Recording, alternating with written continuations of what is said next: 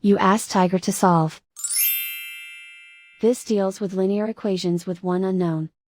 The final result is x equals -3. Let's solve it step by step. Group all x terms on the left side of the equation. Subtract 5x from both sides. Group like terms. Simplify the arithmetic. Group like terms. Simplify the arithmetic.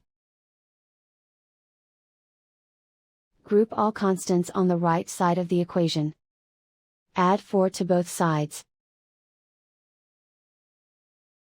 Simplify the arithmetic.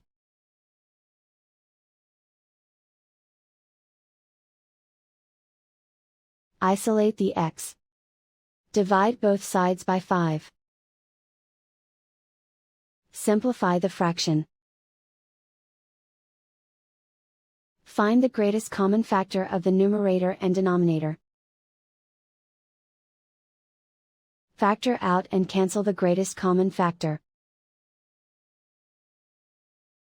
And so the final result is x equals -3.